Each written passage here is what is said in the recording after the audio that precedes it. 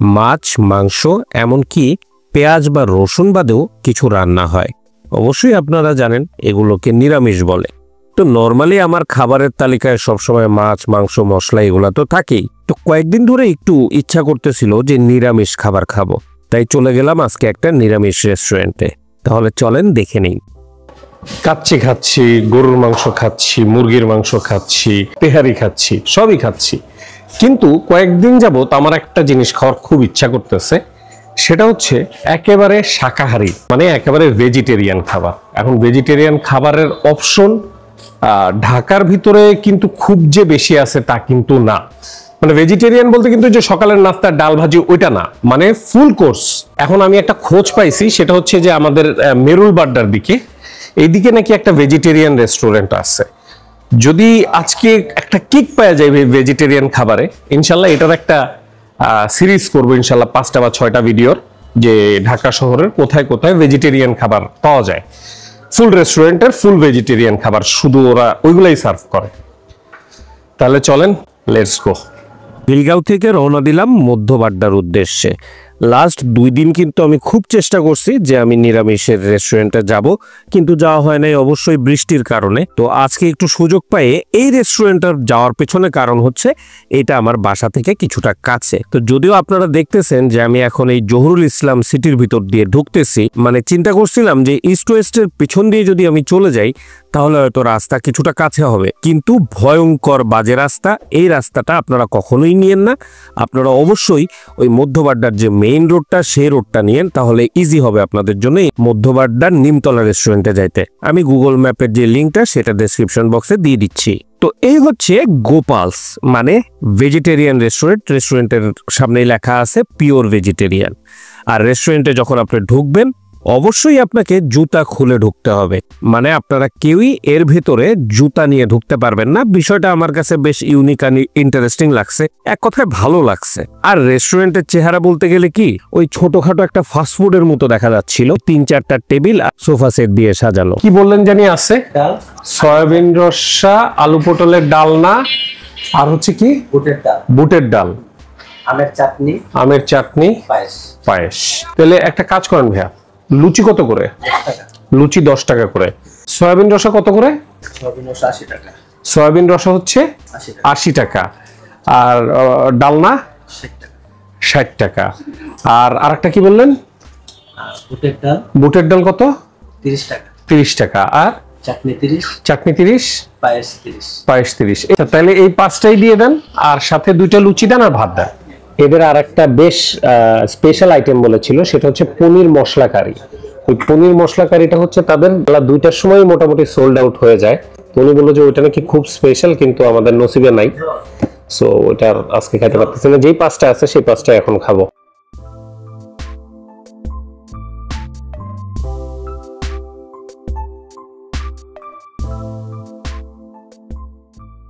এই লুচিগুলোর দাম হচ্ছে 10 টাকা। প্রথমে আমি যে সয়াবিনটা নিই, এটাই এখানে বলতে গেলে এখন এটা মেইন কোর্স। পার্সোনালি আমি সয়াবিন বেশ পছন্দ করি।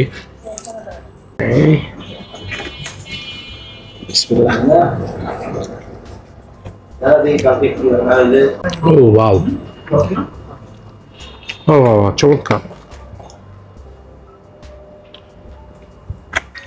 খুবই সুস্বাদু। সয়াবিনের তরকারি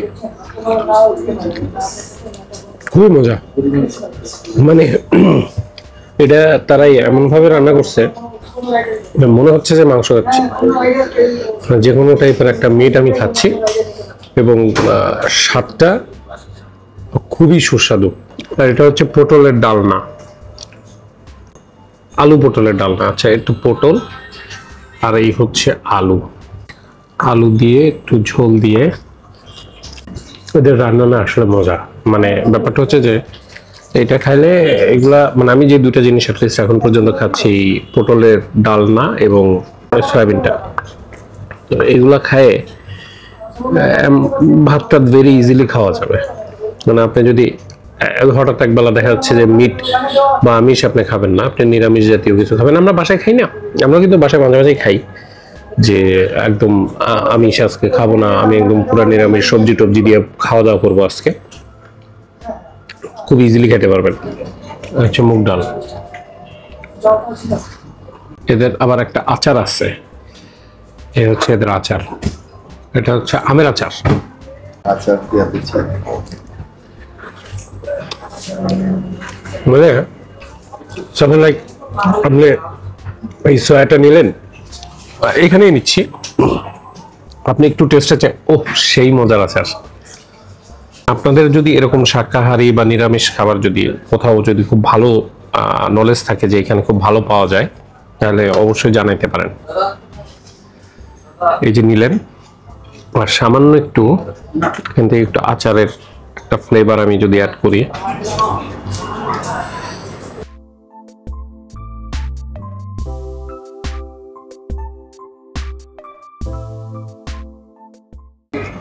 আচারটা দিয়ে সেই লাগতেছে। আর এদের লাস্ট আইটেম যেটা আমি ট্রাই করব সেটা হচ্ছে, এতক্ষণ ধরে এত ভালো ভালো খাবার খেলাম, এখন আমি খাবার খাবো হচ্ছে এদের পায়েস। নর্মালি এটা তো পায়েস আসলে আমি একটু ঘন খাই, অভ্যাস আমার। এটা পাতলা, মনে হচ্ছে যে দুধ ভাত।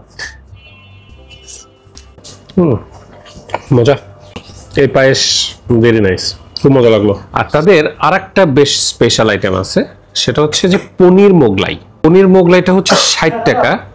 আমরা যেসব মোগলাই খেয়ে অভ্যস্ত, পেঁয়াজ রসুন দেওয়া, ডিম দিয়ে ছেড়ে একদম পুরো একদম ভেজে দেওয়া, এটা তো অবভিয়াসলি পেঁয়াজ রসুন তো এখানে ব্যবহার করা হবে না। এটার ভিতরে আছে হচ্ছে পনির, এই যে পনির আছে, গাজর আছে, পেঁপে আছে মোস্ট প্রবাবলি। খেয়ে দেখি কেমন। হ্যাঁ,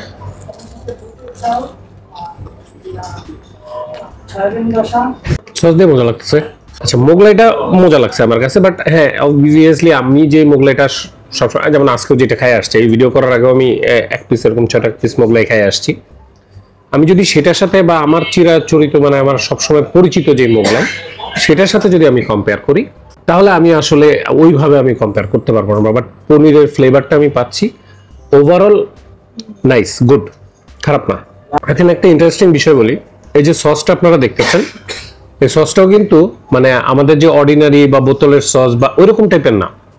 এই সসটাও বানানো হয়েছে মানে তাদেরই নিরামিষ রেসিপি মেনটেন করে এই সসটাও বানানো।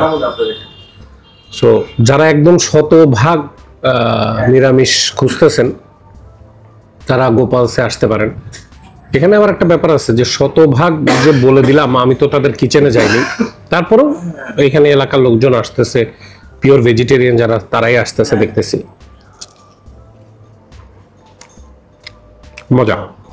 তবে আমার একটা জিনিস খাওয়ার খুব ইচ্ছা, সেটা হচ্ছে যে এদের এই আচারটা দিয়ে মোগলাইটার ভিতরে যদি দিয়ে একটু ডিপ করে খাই। ওই যে মামা ছিল, কি যেন নাম, মনে নাই।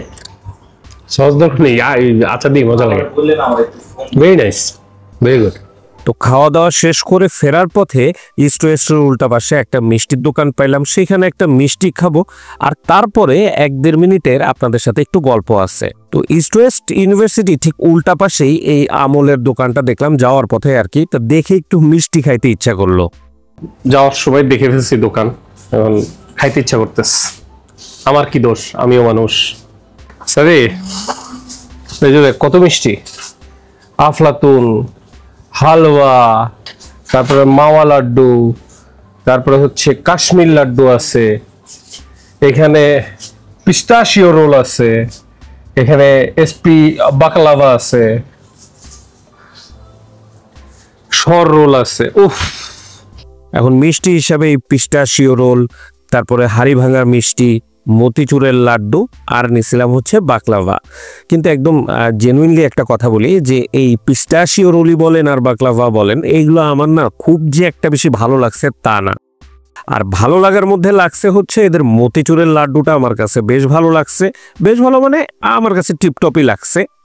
তবে দুর্দান্ত মজা লাগছে হচ্ছে এদের এই মিষ্টিটা, মানে হাড়ি ভাঙা মিষ্টিটা। এটার দাম হচ্ছে 50 টাকা পার পিস।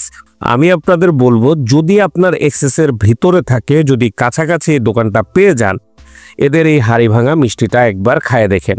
আমি একদম সগৌরবে বলতে পারি, আমাকে আপনারা গালি দিবেন না, বরং বলবেন ধন্যবাদ যে একটা দুর্দান্ত জিনিসের খোঁজ দিছেন। তো এই তো সব খাবার দাবার খায়ে এখন আমি বাসায় চলে আসছি।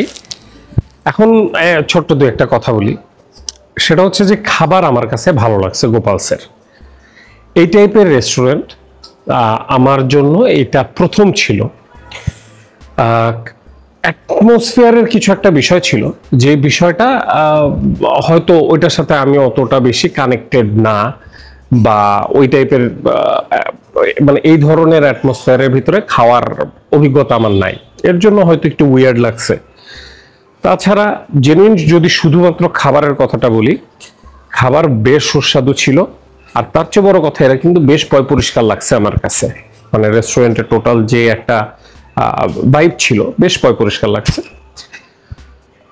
তো আপনারা যদি চান অবশ্যই যাইতে পারেন, বাট হ্যাঁ, যদি এর আগে কখনো এরকম ভোজনালয়ে বা ওই নিরামিষ ভোজনালয় যেগুলোকে বলে, এই সব জায়গায় যদি খাওয়ার অভিজ্ঞতা না থাকে, হয়তো একটা নতুন একটা অ্যাটমসফিয়ার বা একটা পরিবেশের ভিতরে আপনি নিজেকে আবিষ্কার করবেন।